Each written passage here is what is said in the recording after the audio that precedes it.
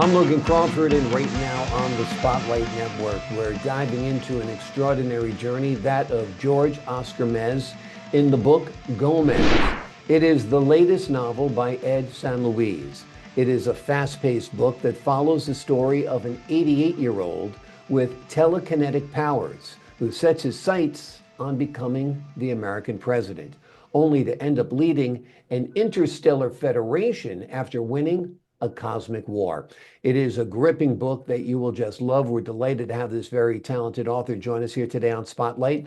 We thank the team at Bookside Press for helping us put him in the spotlight today, and we ask viewers like you to support authors like him by subscribing to our channel and by purchasing this amazing book.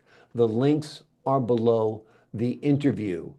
And be sure to download the Spotlight Network TV app, streaming on Roku, Apple TV, and Amazon Fire TV. Ed, great to see you here today. Welcome to Spotlight. Thank you. Same here. Great to have you on your show. You know, people remark about your age and your wonderful ability to write. Tell us about that. Oh, yes, that's so true. It's something I deal with every single day.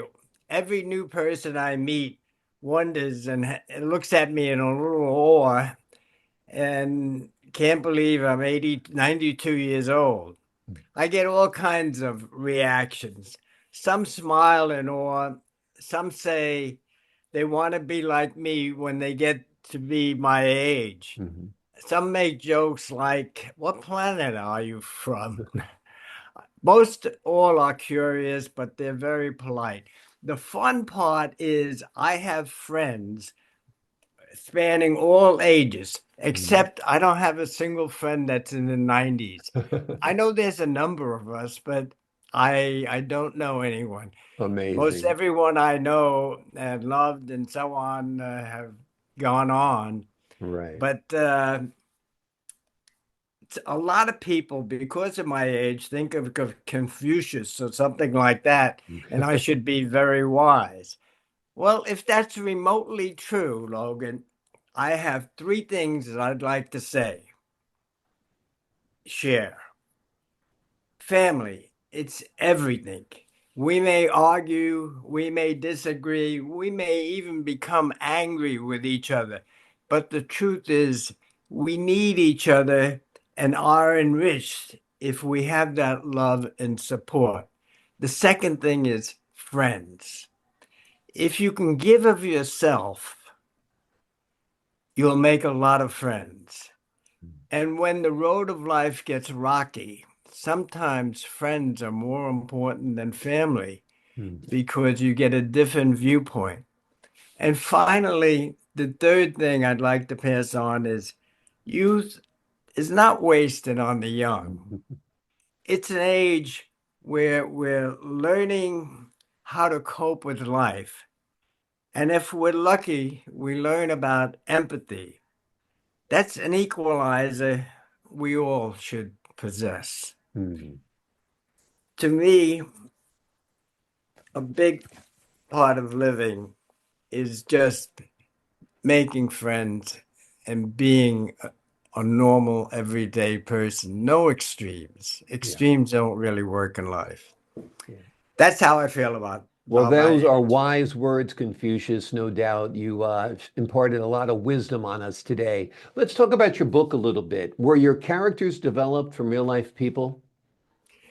Yeah, absolutely. They are. In fact, two of the main characters, Maria and Teddy, in real life are my wife and my 10-pound little puppy. Hmm. In fact, my wife was very upset when I killed both of them off in the beginning of the book.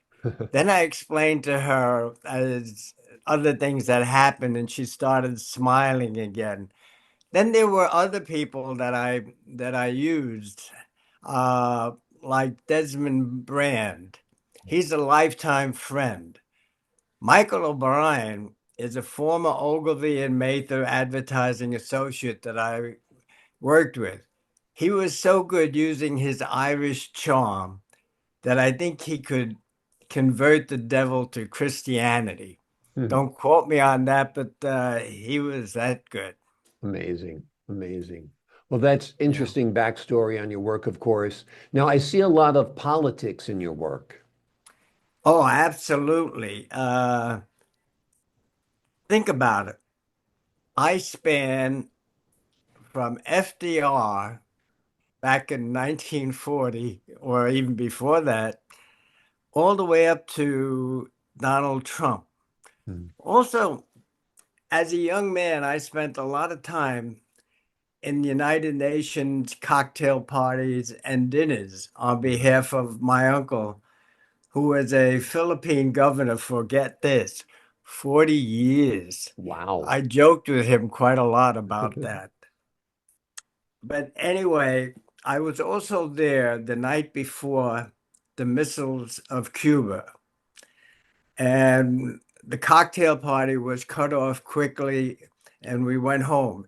In my taxi ride home, as I was getting out of the taxi, I told the driver, go home, be with your family, Hmm. because tomorrow we may be in an atomic holocaust. Wow. It was that scary. It was Yeah. a scary time.